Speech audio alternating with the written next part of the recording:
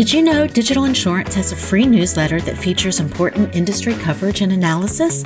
It's called The Morning Briefing, and you can get it delivered to your inbox every weekday. Join a community of insurance leaders committed to advancing the industry and their careers, and start your day with can't-miss coverage of the stories that matter most. Sign up for free today at www.dig-in.com.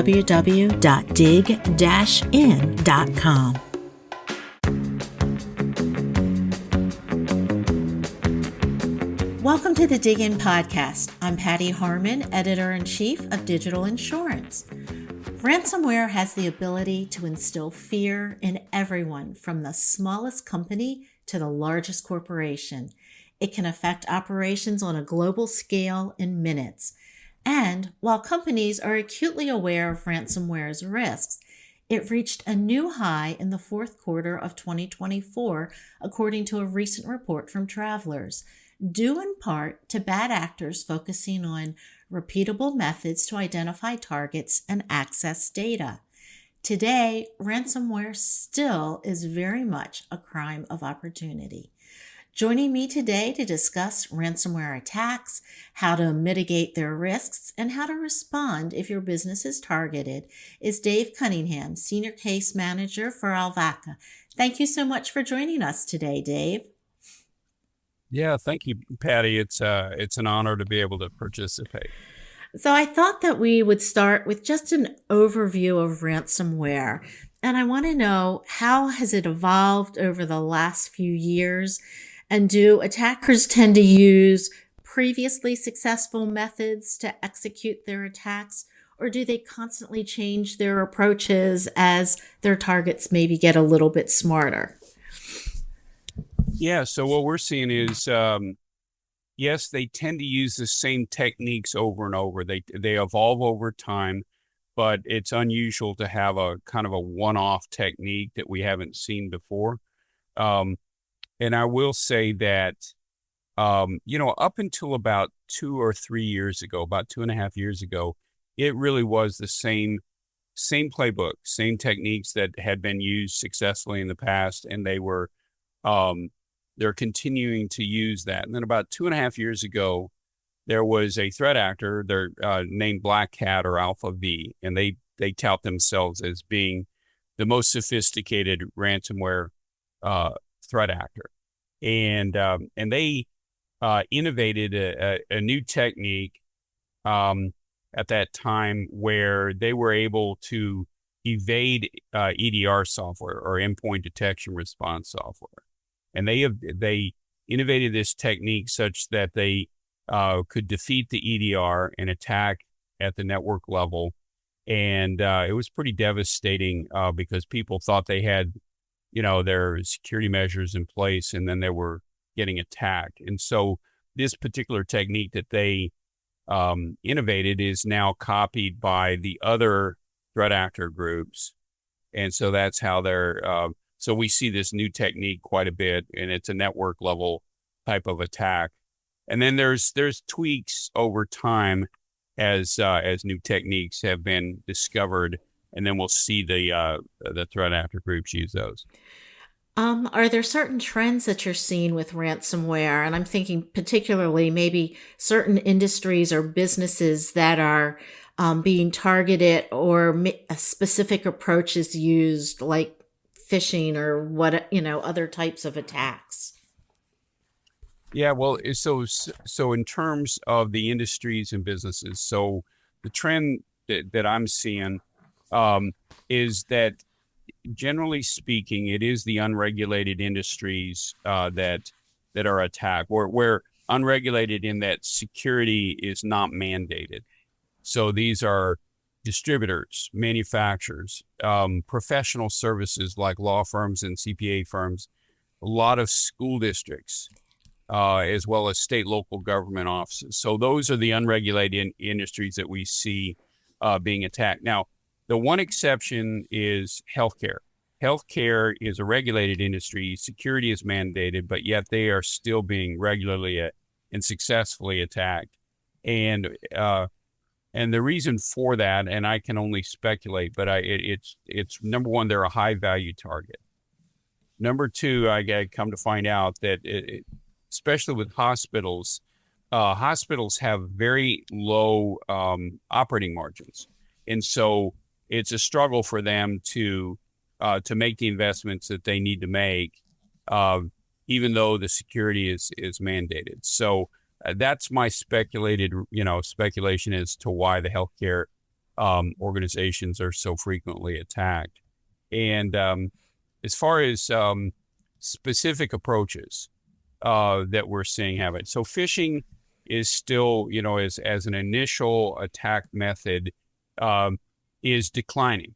It's so, 3-4 years ago, it was the vast majority of attacks started off with a phishing attack, and we see that declining because now threat actors have discovered and are using techniques that where they can gain access into a network, into an environment, due to no mistake or error on the part of an end user.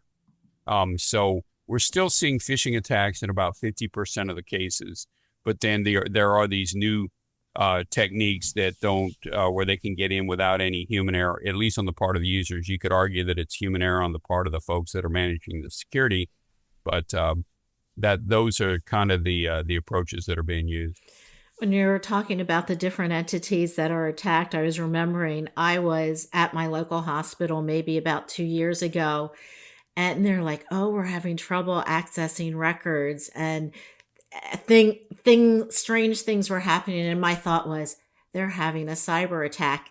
And I had to go home, and sure enough, later on, that's what I heard. And then another time I was on the phone with a friend who was a teacher, and her school system was attacked. And she said, "Oh, I'm having trouble getting into my computer." I said, "It's a cyber attack. Turn off your computer and get offline right now, just in case." And yeah, it's amazing just how quickly an attack can travel and what the impact can be.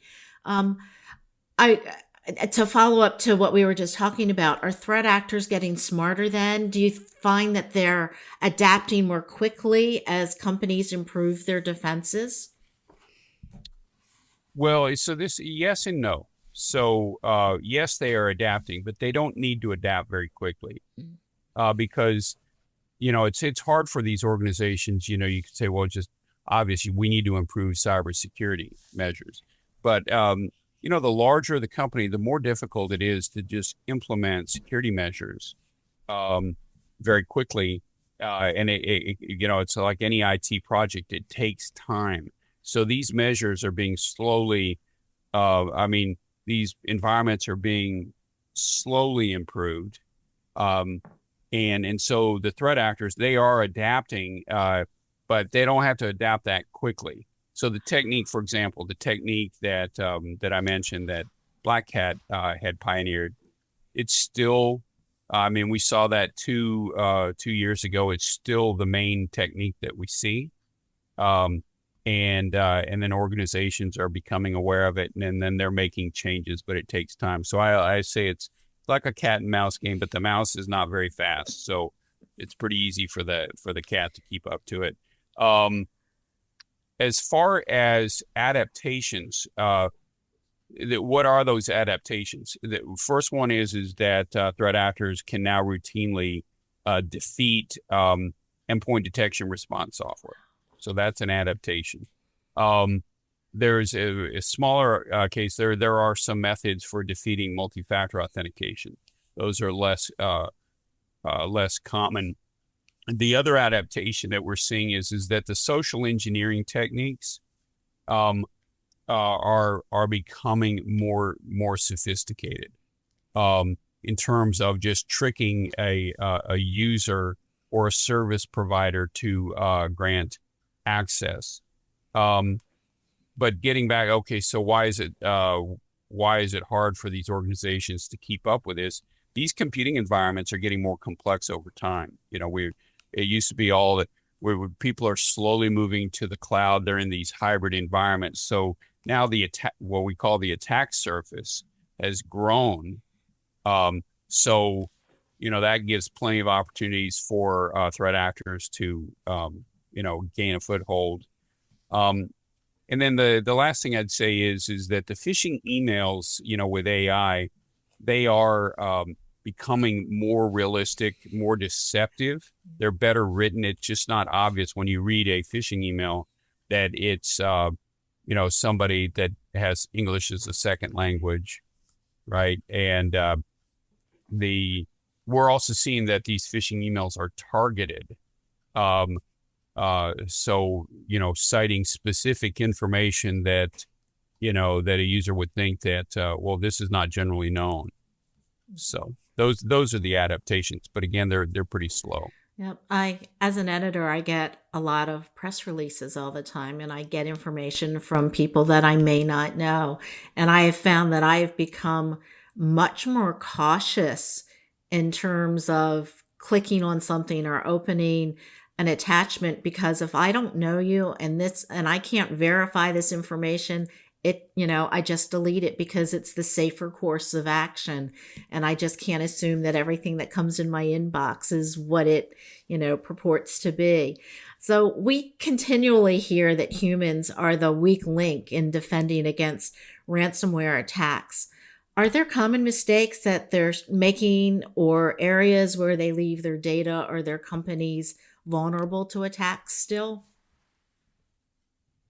Yes. So this is an area, and this topic is a topic where I have kind of a contrarian point of view. So, and I'm definitely in the minority when I say what I'm going to say.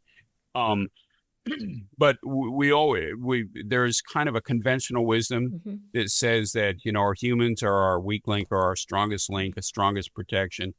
And I just do not buy that at all. And so I'll give you an analogy to see how tortured this is. So imagine we have an ocean liner, and it's going to sail across the North Atlantic, and we'll give it a random name like the Titanic.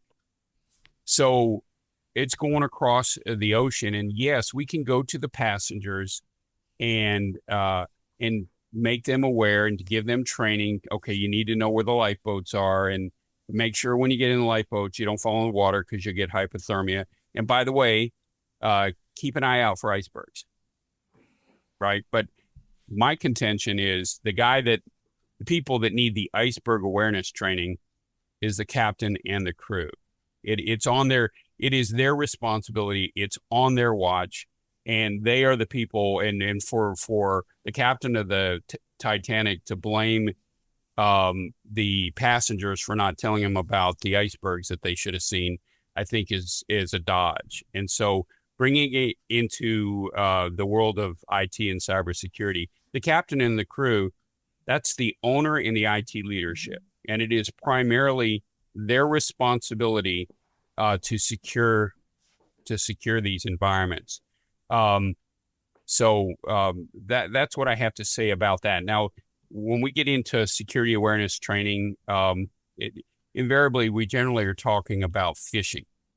Okay. So then I'm going to give you my unpopular, uncommon opinion on phishing. What I will say is phishing. The risk of a phishing attack is this is a risk that this is a problem that's solved. We've known how to effectively mitigate the risk of a phishing attack for at least 15 years. This is something that, yes, we want to train people not to click on phishing links, but again, going back to my analogy, who's responsible for this? And I think that we have to have a different attitude about phishing emails. And so, again, I'll give you another analogy. And that is, so let's say you own a restaurant, fine dining. And what is the acceptable number of rats to be running across the dining room that the diners are going to see? And the answer is 0. We have a 0 tolerance if you own a restaurant for rats in the dining room. And we don't say to the diners, okay, look, I need to make you aware of how to deal with the rats. What we do is we have an attitude that's unacceptable to have rats in the dining room. Well, that should be our attitude about phishing emails. because a phishing email in an organization is potentially far more destructive in terms of, a rat in a dining room is not going to bankrupt the restaurant, but a phishing email can bankrupt a company. So I think that we should have a zero tolerance when it comes to, to phishing emails in an inbox. And so my company, and we don't spend a lot of money on phishing protections, but I probably get maybe one phishing email every 3 or 4 months. Mm-hmm. We have technology that has been readily available, and we can limit the phishing emails that anybody would even see, right? So, so we've kind of got this zero tolerance, and if I do get a phishing email, I send it to the help desk and say, hey, this one got through. Can you please block it? So that's the first thing. I would say then the next step is we've got the technical measures. So let's say a phishing email gets into your inbox. If you click on that phishing email, what should happen? What's going to happen? The answer is nothing should happen, because the workstation can be configured such that you're not able to execute code, mm-hmm. right? And nothing really should happen. And then let's say it does execute. Well, then the endpoint detection and response software should catch it and block it. And let's say if that doesn't work and it gets beyond that, then the network monitoring should catch it and blocking. So what I'm saying to folks is that the attitude in IT should go. It should not be, well, I hope somebody doesn't transfer, click on a phishing email. Rather, let's assume that there will be phishing emails. Some of them will be clicked. Let's make that be a non-event, because any attitude where we're going to rely on humans not to make human errors, that's a bad strategy. So anyway, that's my rant on phishing. It's a solved problem. It's easy. It's fairly straightforward to mitigate this risk. I didn't realize that there were so many different opportunities to stop the impact along the way. That makes a huge difference. And you're right, it does remove the human aspect of it, because there are so many other ways to anticipate it and stop it throughout the course of what could occur. Yeah, the other human factor, that we were always talking about phishing. There is one place where we do need to give better security awareness training, and it's around multi-factor authentication. Mm-hmm. So because it's an extremely strong measure, but it does introduce friction into our workflows, and then there's oftentimes some pushback from the users on adopting this, or the executives, they'll opt themselves out. It's like everybody else use it, but I'm gonna keep myself make an exception for myself for convenience reasons. And so one of the things that we do need to educate folks on is how, just like you can stop a phishing email so many ways along the way. Well, multi-factor authentication stops a threat actor multiple steps through the whole attack chain. Mm-hmm. Yeah. And it's interesting. I've noticed when I log into different places that have MFA, even like the length of the code that I get from it used to be 4 numbers. Now it can be 8 or 9 numbers. Like it's just really, really changed over the last year or two. Has the increased use and adoption of AI by companies affected the risk of a ransomware attack? Does it make it easier for them, or does it even make it hard? Does it make it harder for them to be attacked? Well, I would say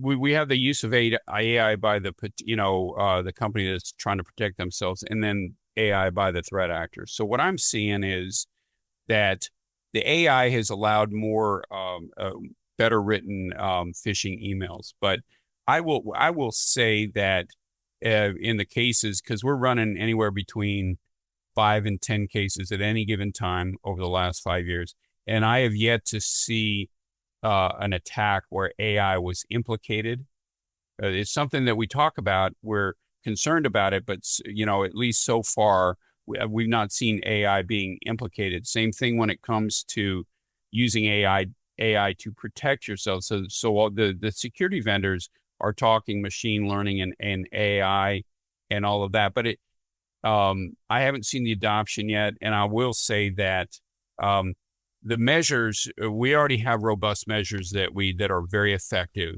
and those are working if people will have those in place. Okay. That's really good to know. We're going to take a short break now, and we'll be back in just a few minutes. The insurance industry is evolving at breakneck speed. Are you staying on top of the latest trends, technology, and strategies? Digital Insurance is your essential resource covering everything from insurtech innovations and digital transformation to customer experience and regulatory developments.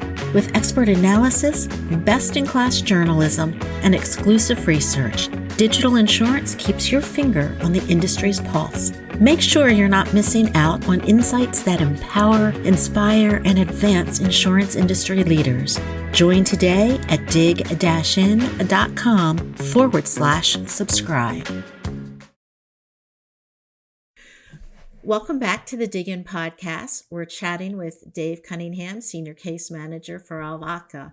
So we were talking about AI, and I want to ask you a follow-up, which is, can the adoption of AI provide companies with a better opportunity to maybe identify and preempt ransomware attacks? And you just touched on this a little bit, but I want to go a little bit deeper on that.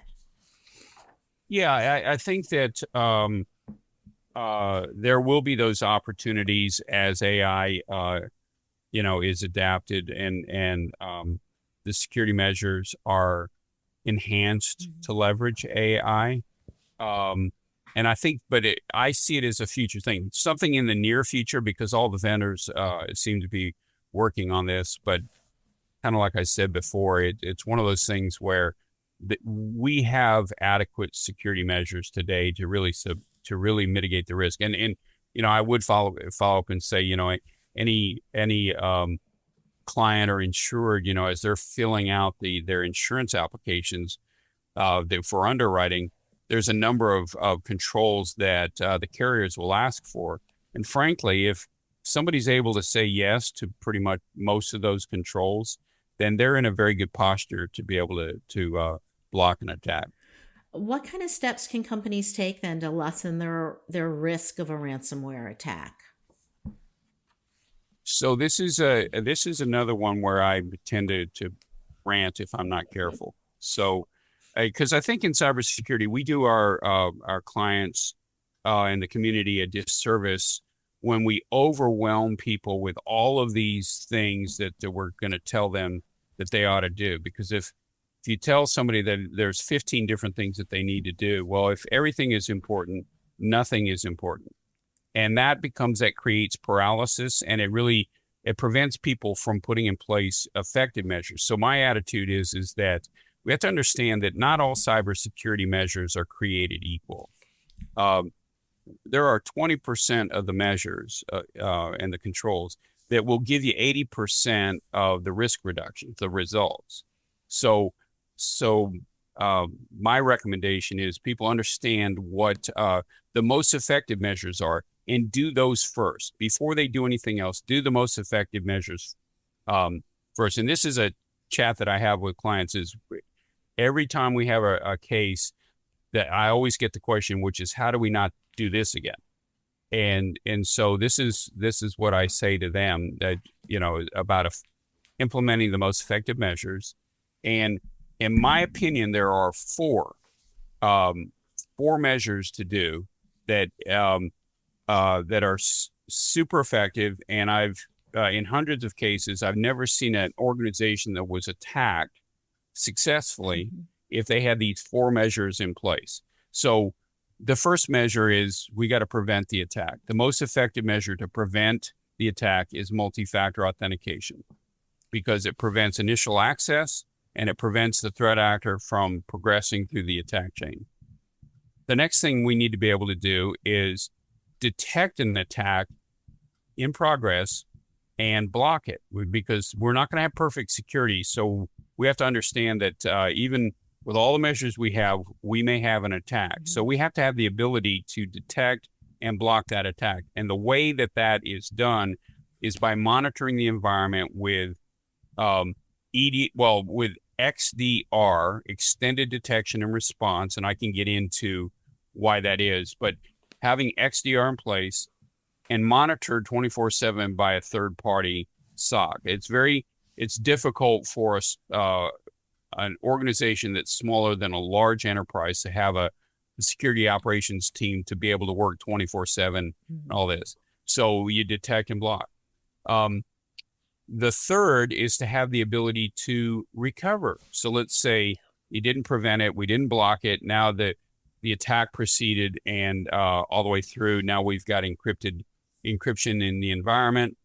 We need to be able to recover from that. Now, what that means is having a backup system that actually can recover, because backup systems, we always run into these cases where the bad guys who've gotten in, they destroy the backups. And the reason why they destroy the backups is the backups were never designed not to be destroyed by threat actors. So the word we use is the backups need to have immutability, meaning it is virtually impossible to delete that data. So that has to be part. And then to take that one step further, not only do we need immutability, we need it locally. Because a lot of folks will say, well, we've got backups in the cloud and they're immutable. And the problem with that is the time of recovery is so long. If somebody has 100 terabytes of data up in the cloud, it takes days or weeks to get that data back down and rehydrated into the environment. So it's important that that the backups are immutable, they're local. We still need, a backup copy in the cloud. And then they're tested. So that's the third measure. And then the fourth measure is people are saying, well, what do we need to do in what order and all that? And so the recommendation is to have a security risk assessment performed by a professional. See, because when you do a security risk assessment, you figure out what your actual risks are, and then you rank them in priority, critical, high, medium, and you essentially, that becomes the basis for a roadmap for improvement. So now we're working on the most important things, because otherwise people, they're not sure what they need to do what first. And then that leads to the paralysis that I was talking about. So doing those four things, I've never seen an organization that is doing what I'm just mentioning and then still got fully attacked. That's interesting. And I've never heard anybody lay those four factors out before. That just makes so much sense.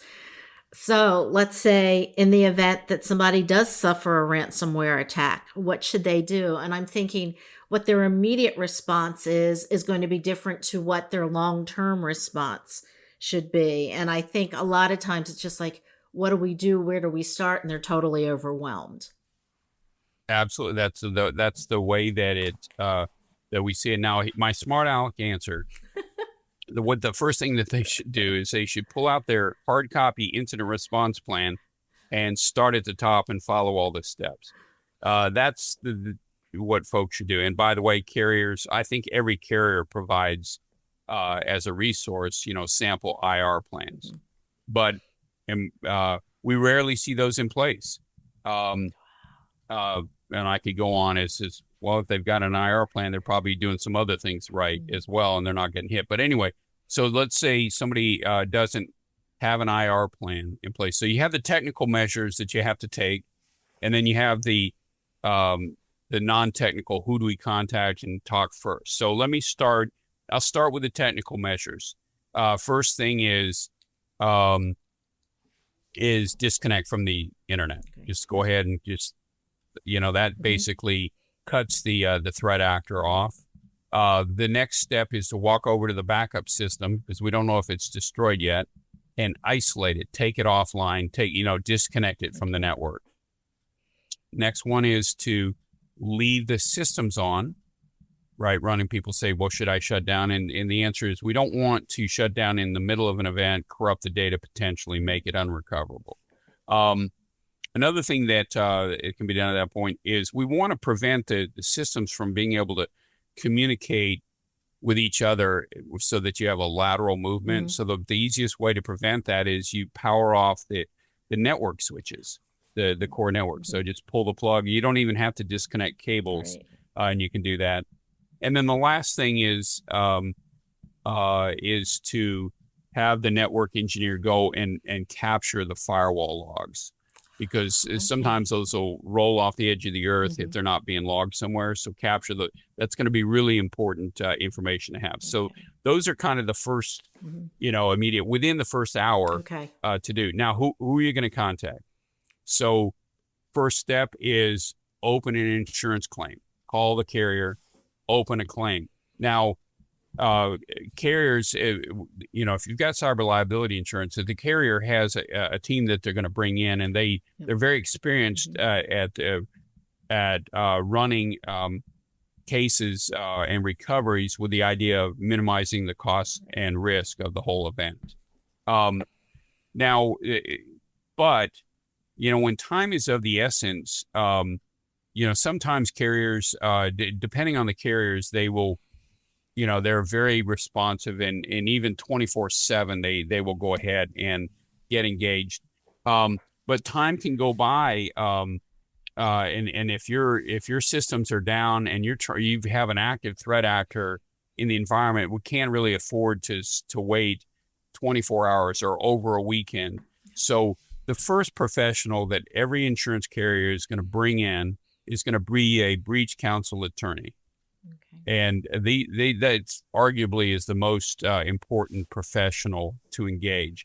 And so my recommendation is you open the case with the carrier or do whatever you need, but really you've got to get a breach counsel attorney engaged. And the people that are in this space, it's a 24/7 type of operation, kind of like an emergency operating room, right?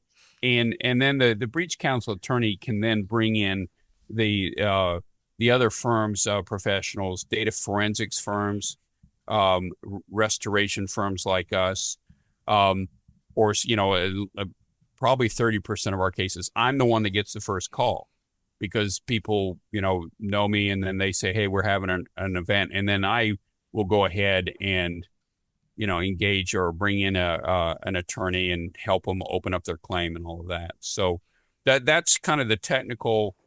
And non-technical. Now there's some things to not do, mistakes that you want to avoid making. One is there's ransom notes, and the threat actor is saying, hey, you got to call us. And, and so our suggestion is don't reach out to the threat actor, right. To figure out how big is the ransom and all that. That's, can be handled in due time. There's no urgency to reach out to that guy. Another thing is don't attempt to clean the ransomware. So people will get on, they'll put on malware bytes or something like this. They'll try to, this is not a problem that's fixed with malware bytes. So, and by making changes in the system, then you risk, damaging, damaging data, encrypted data, making it unrecoverable. So we don't want to try to clean this ransomware. Another thing that is a big mistake is people, they get hit and then they realize, okay, we've got good backups. So it's like, we got to get back in business. They start recovering their backups. So we still have a threat actor in the environment. If the threat actor sees, he's watching what you're doing. And so he is going to, intercept that process. He may destroy, he may have a key logger. He's able to capture the backup system, the password of the backup system. And now we have seen a number of cases where somebody started their backup process and then bad guys are watching what's happening. And then they go in and destroy the backups. Then I would say the last thing to not do is to not communicate to the market that we have had a ransomware attack. Because I think people want to be transparent. They want to tell people what's going on, but there's so much legal liability at stake here that we do not want to prematurely disclose what's going on. We want to limit those communications to the outside world. And the messaging is really, we're having a system, we're having some kind of an IT problem. We'll get back to you once we have it resolved. Yeah. So that's kind of the do's and the don'ts. That is a great list of do's and don'ts. I know when I hear in the news that something's happened, like my initial thought is, oh, that's a ransomware attack, or that's a cyber attack. And like, you just know based on what they are saying, or even what they're not saying, what is transpired. And it was interesting. You were talking about this sort of being like almost like a medical emergency. I know a number of people at different carriers who work in the cyber security departments. And you're right, they're on call 24/7. They can be out, they can be at a concert, wherever it is, and all of a sudden, if something happens, they're right there in the thick of it. So what factors affect how long a company will be down or unable to function due to a ransomware? And I realize that there are a number of factors involved here. Yeah, so let me, I'll give you the factors, and then I'll give you some kind of average restoration times, right? So one of the biggest factors is just the extent of the compromise, because not all ransomware attacks are fully successful where they get through. Hopefully we've interrupted the attack in the middle. Mm-hmm. And so the attack has been blocked. They maybe got in and they started to do some damage. They started to exfiltrate data, but the attack was interrupted before it went to the end, and they encrypted the ransomware. So it's the extent of the compromise that affects how long it's going to take. It may just be, a few days in that situation. The other thing that affects it is the size and the complexity of the environment. So if we have a single office and they've got a handful of servers and some workstations, and it's a single site, that's one thing. If we have a large organization, they've got multiple offices, they've got workloads in the cloud, they've got all these remote users, but they also have workstations at all the different offices. And let's say some of those are compromised. Well, that's going to be a lengthier recovery. And I'll just interject to say, well, we're talking about how long does it take before we, from the initial attack until we have the critical applications up and running. We're essentially back and able to conduct business, and we may not be at 100%, but at least we're, limping along. Another thing that affects the time is the viability of the backups. Are they restorable? They've not been. I always say, every time you do a test backups, the first test will always fail. And if your first test is a ransomware attack, then, chances are you're not going to be able to recover. Another thing is just the availability of the resources, because there's a whole bunch of work that needs to be done. I always joke, it's like we got 6 months of work to do in 6 days, and people are thin on their IT departments. And so do they have the resources to work in a full court press 24 hours a day for the next, 2 weeks, and most organizations don't have that, the staff available. So the average, so here are the industry averages. And I think got this, from carriers, is that if there's been a full compromise and the backups are not viable, so a ransom has to be paid to purchase a decryption key. On average, that's a 19-day, restoration period. Okay. So the business interruption losses are crazy in these situations. If it turns out that actually the backups were not destroyed, but it's a full compromise, then the industry average is 12 days. Okay. Because there's a lot of work to do to contain the threat and get these systems back up and running. We feel really good. The key apps to get back in are usually the ERP. Mm-hmm. We've got to be able to make payroll. We've got to be able to process accounting, manufacturing systems. If when we're able to get that under 5 days, we feel really good about that. And then our fastest, actually we had some special circumstances, full compromise. We still had them up in the day, within a day. So that was cool because they had some technology in place, so essentially immutable production snapshots. Okay. So that's kind of the way that works. It's interesting that there's such a range of time, and it really does Yeah. depend on what people have done. Are there usually warning signs before a company suffers a ransomware attack? Something that somebody might notice, the system running slower or just weird pop-ups or something like that? Yes. Well, and we keep in mind that that these threat actors are trying to be stealthy. Right.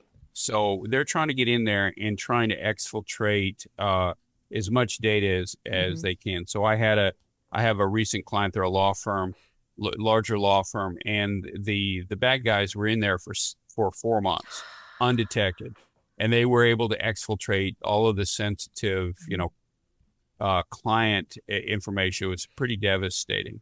And they were undetected because they didn't really have any warning signs. And once they finally started to get some warning signs, it was because they were right at the end of the attack chain and they were going to start to encrypt the data. And that's when the client, but even then they were unable to block the encryption of that. But some of the things that people will see is, the most obvious is user, they get an email, it's a phishing email, they click on the link and they'll realize, oh, wait a minute, this is a phishing email, and they call IT. It's like, I just clicked on this phishing email. So that's a telltale sign. Something, they'll do it and it's like, I clicked on it and nothing really happened, but then 3 days later, they're fully attacked, right?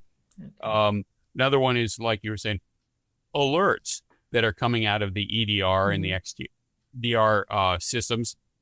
These are great because we love in those cases to be able to intercede and prevent it from proceeding fully. IT guy or people will go and they'll try to get into their accounts. They're locked out. It's like, well, why am I locked out of my account?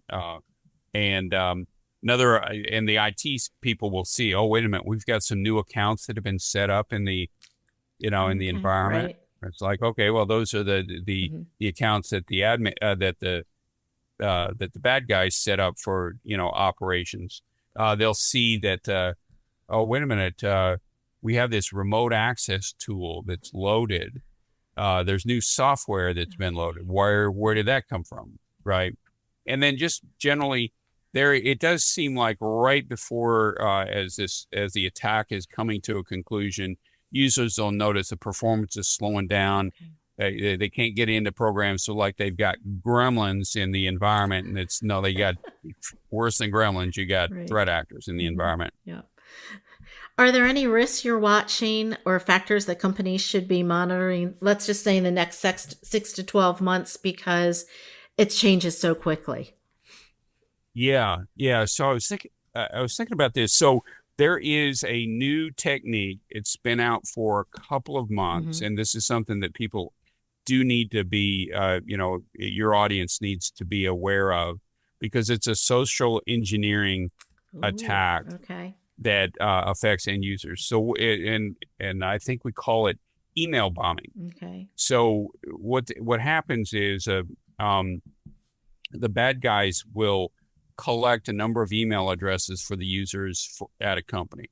Then they'll go out and they'll subscribe all these users to receive subscriptions and bulk mail and advertisements and all this. So then they come in on Monday and you're looking at your inbox, and I got 1,000 subscriptions and advertisements. It's not a phishing email because it doesn't have any malicious code, right? It's bulk commercial email and newsletters. And so then what'll happen is, and then they go to their spam filter. That's all clogged up. They can't even work. So then the phone rings and it's like, oh, I'm calling from the IT department, and it's the bad guys are impersonating social engineering. They say, hey, we're working on this email problem. Everybody's getting to it, and we're going to need to get into your system remotely and clean this up. And the reason why this is so crafty is they'll use the same method that the normal IT department uses for remote access. Like it's called Microsoft Remote Support. So the users, they're used to dealing with IT people using this support method. The guy calls up, says, I'm from IT, we're going to use that. And then from there, they get in. So that is something to be watching out for. So if you find that you got a whole bunch of email in your inbox, then it's a call to the IT department. This is really weird. Okay. Don't take incoming calls. Okay. That's very good to know. Thank you. And I will say this is over half of the new attacks that we've seen recently. Interesting. Okay. Wow. Yeah. We've covered a lot over the last few minutes. Is Yeah. there anything I haven't asked you that you think our audience should know about ransomware risks? Well, what I would say is I don't want it to be gloom and doom and fear, FUD, fear, uncertainty, and doubt. This is a risk that can be, mitigated through, proper controls, by having cyber liability insurance and having security measures in place. Also understand that not all attacks are full compromises. There's many, for every attack that you hear about, there's many more that are not reported, Right. but there's also many attacks that are stopped in their tracks and they don't successfully conclude for the threat actor. So all is not lost. I would say, the other thing I would say is that insurance carriers are really a wealth of resources for people that are trying to figure out what they do. So the carriers can provide best practice recommendations to follow, and then they can provide those incident response templates. Very true. Well, thank you so much, Dave, for sharing your insights with our audience. Thank you for listening to the DIGIN Podcast. I produced this episode with audio production by Wen Weiss Jean-Marie. Special thanks this week to Dave Cunningham of Alvaka for joining us. Please rate